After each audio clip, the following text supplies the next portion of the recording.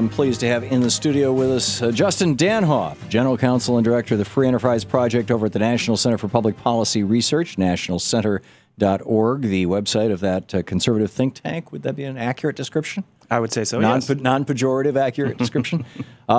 So you're here to talk about GMOs, genetically modified organisms.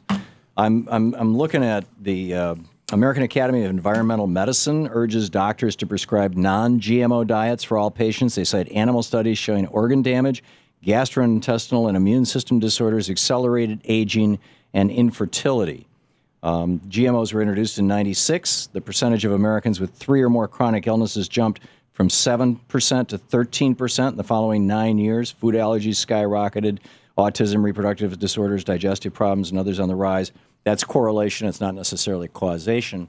But there is some considerable concern that most of the GMO products out there have been modified to make their plants resistant to Roundup, glyphosate. And Roundup interferes with a pathway, a metabolic pathway in bacteria that we don't find in human beings, in plants that we don't find in human beings, which is why it's an herbicide, it kills herbs. But now we're discovering that, yeah, it messes with our intestinal bacteria. And our intestinal bacteria is how we get our nutrients, and it also modulates not just our immune system, but even our moods. Shouldn't we be thinking twice about this? Well, you brought up a lot of different issues there, so let's start with the scientific issue. If I'm a doctor, I would follow the AMA. And the AMA has studied the issue and has determined that GMOs are perfectly safe for human consumption. The AMA represents fewer than a third of American doctors, number one. And number two, they're deeply in bed with large companies like Monsanto. That's... As you know. No, there's just no no evidence to that effect. The organization you brought up, how many doctors are they covered by?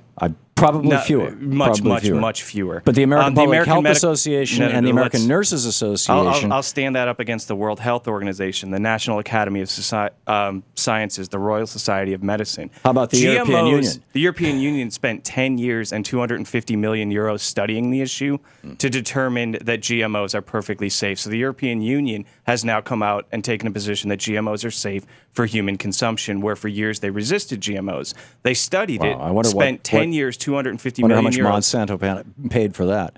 So you're trying to tell me that glyphosate is okay? What I'm trying to tell you is that, have you heard of atrazine? Yes, I know what atrazine is. Okay, so there's weed resistance, whether it's something that's been produced to be weed resistant or not. It happens in the natural world, and it happens with genetically modified organisms as well. Would you agree with that statement? Sure. And it's been happening for millennia of farming. Would you agree with that statement? Called evolution. Would you agree? Okay, exactly. And so to say that something that happens with genetically modified strains is somehow some great evil when it already happens naturally. It is not evolution. What does not happen naturally is that gene guns are not used to inject animal genes into plants. What we're arguing is about settled science, though. Genetically modified organisms are the most studied foodstuff in the history of mankind. I disagree.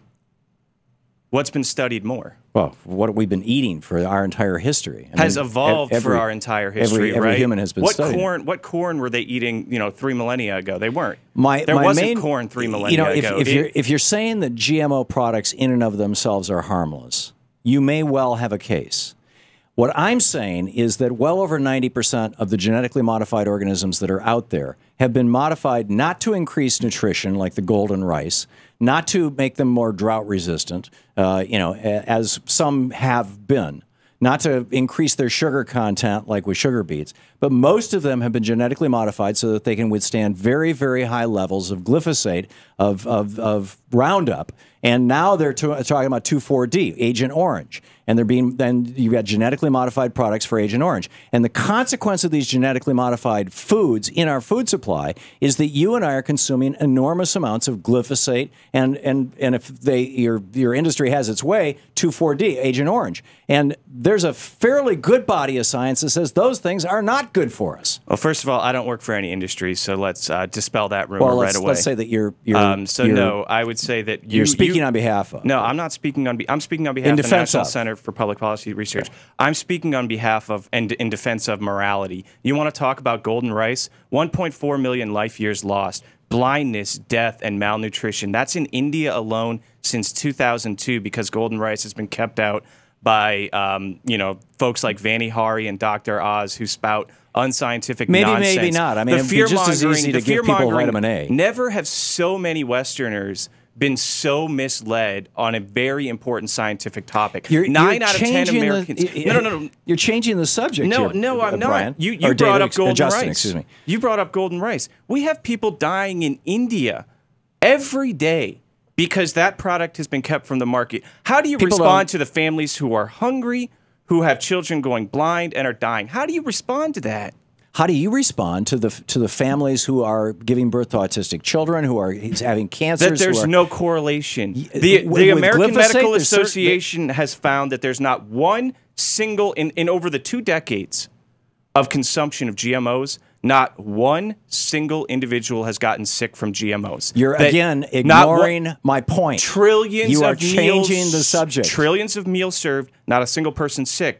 Meals that could be served in India with vitamin A enhanced golden rice could save lives. It could save lives. Of course, I want to save lives. I want to help people. If you want to save lives, then start dispensing vitamin A in India. You can do it. Yes, you can do it by genetically modifying the rice and giving that to people. But like I said, and that might even be, a legitimate use of genetically modified organisms. Legitimate. It's noble. It may well be. It may well be. It may not be also because Monsanto wants to lock it down and you can't use it the next year. Well, Syngenta is the company that invented it. But whatever. You get my point. This is for the profit of industry.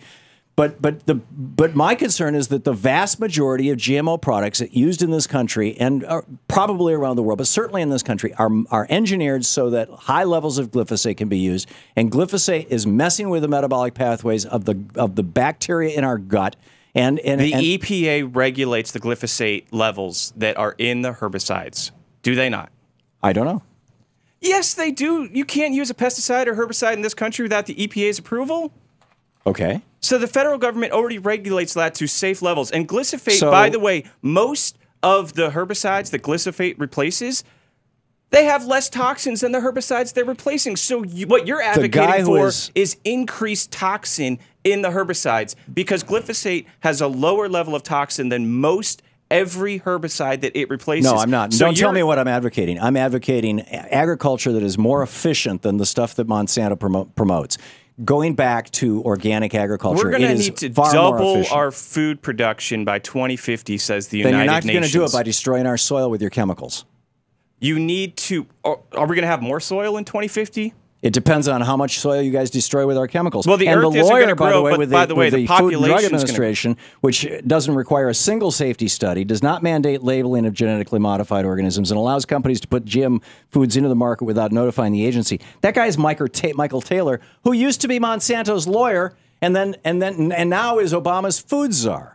Tell me this is not sick and twisted and essentially insensitive. No, what's sick and twisted is keeping products away from children that could help them with malnutrition. What's sick and twisted is taking an issue that is the most studied foodstuff in the history of mankind. We now have over 2,500 studies. The World Health Organization, the National Academy of Sciences, the AMA, the Royal Society of Medicine. They've all studied glyphosate. They've all studied Roundup. The EPA regulates. The reason why Monsanto sells these are also the most regulated products that come to market in the food industry. The FDA, the USDA, the EPA are all involved in every single strain of GMO that comes to market. And the guy in charge of it is the former lawyer for Monsanto, Michael Taylor. What wouldn't President Obama regulate if he could get his hands on it? I think this is an insanely corrupted system. I think that it's insane to keep life-saving ingredients away from children. Okay, you have the last word. Justin Danhoff, good talking with you. Thanks, Tom. Thanks for coming by.